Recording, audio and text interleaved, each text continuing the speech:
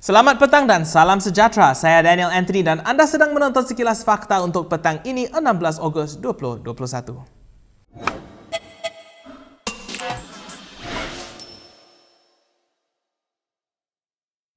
Muhyiddin Yassin pada hari ini memohon maaf kepada seluruh rakyat Malaysia atas kekhilafannya sepanjang mentadbir negara. Permohonan itu dibuat susulan beliau mengumumkan perletakan jawatannya sebagai Perdana Menteri kerana tidak lagi memiliki sokongan majoriti. Saya dan rakan-rakan jemaah menteri yang telah cuba melakukan yang terbaik untuk menyelamatkan nyawa dan melindungi kehidupan saudara dan saudari sekalian dalam tempoh krisis yang masih kita hadapi pada masa ini. Namun sebagai manusia seperti biasa pastinya ada salah dan ada juga silap di sana sini. Jadi saya memohon ribuan ampun dan maaf.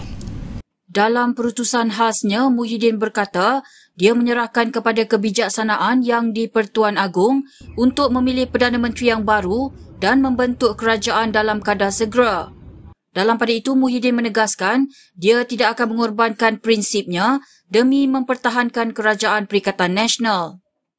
Saya tidak akan sekali-kali bersekongkol dengan kumpulan kleptokrat. Saya sekali-kali tidak akan mengganggu kebebasan badan kehakiman, apalagi membelakangi perlembagaan persekutuan semata-mata untuk terus kekal berkuasa. Yang di-Pertuan Agong Sultan Abdullah Sultan Ahmad Shah terdahulu berkenan menerima surat peletakan jawatan Muhyiddin Yassin dan jemaah menteri. Surat itu diterima dalam pertemuan baginda bersama Muhyiddin selama 30 minit di Istana Negara pada hari ini.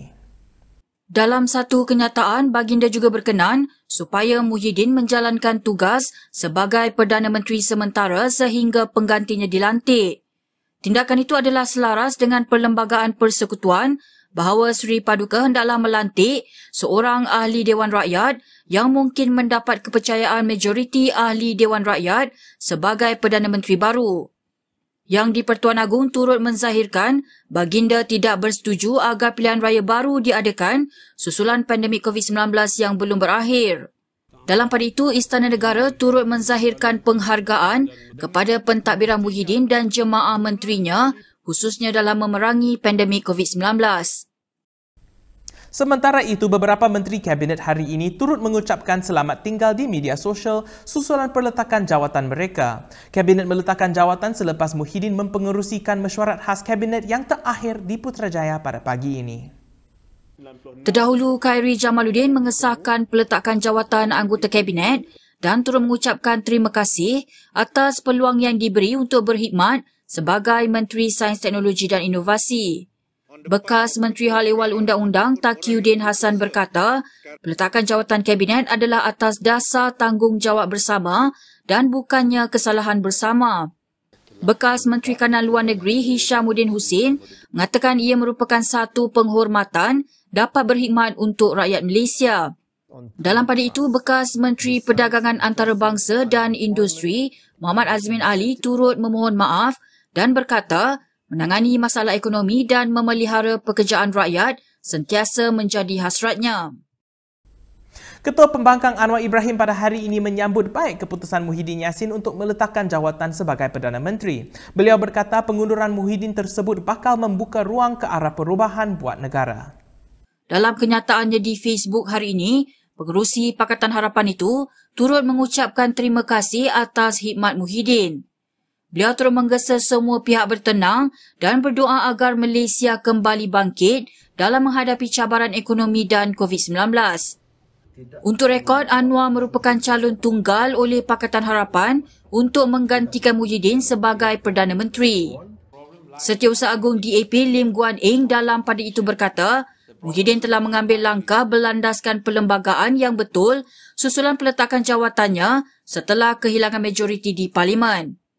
Sementara itu, Presiden Amanah Muhammad Sabu menyeru agar ahli-ahli Parlimen yang telah meninggalkan Pakatan Harapan untuk kembali ke gabungan itu bagi memenuhi mandat yang diterima semasa pilihan raya 2018. Good Morning G-Sure, minuman pertama produk buatan Malaysia yang bernutrisi lengkap dan berasaskan tumbuhan. Ia sesuai diminum oleh mereka yang mengalami intoleransi laktosa. Kajian oleh Universiti Tempatan menunjukkan bahawa lebih daripada 90% populasi Malaysia mengalami intoleransi laktosa. Intoleransi laktosa boleh menyebabkan perut kembung dan diarrhea. Good Morning G-Sure membantu meningkatkan sistem imunisasi, merendahkan risiko penyakit dan meningkatkan daya serta kekuatan tubuh badan. Keluarga bahagia bermula dengan keluarga yang sihat, dan saya di usia 52 tahun masih aktif, kuat dan sihat semestinya dengan Good Morning G-Sure.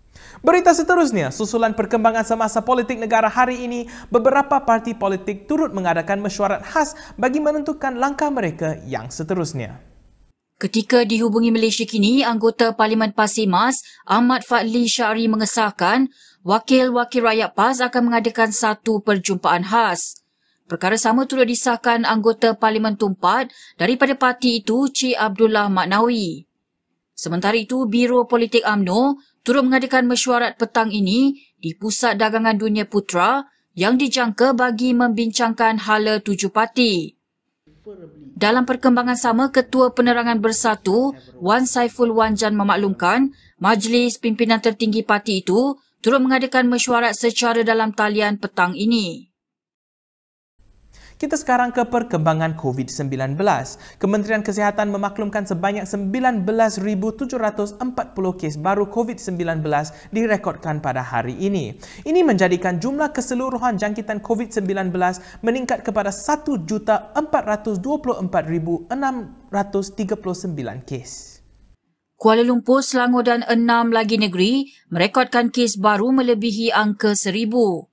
Sarawak dan Melaka merekodkan kes tertinggi yang pernah dilaporkan di kedua-dua negeri itu setakat ini. Sementara itu, seramai 1,047 pesakit dimasukkan ke ICU, manakala 17,450 pesakit telah disahkan sembuh. 274 lagi kes kematian dilaporkan, menjadikan jumlah kematian mencecah 12,784 kes. Berikut beberapa lagi ringkasan berita untuk hari ini.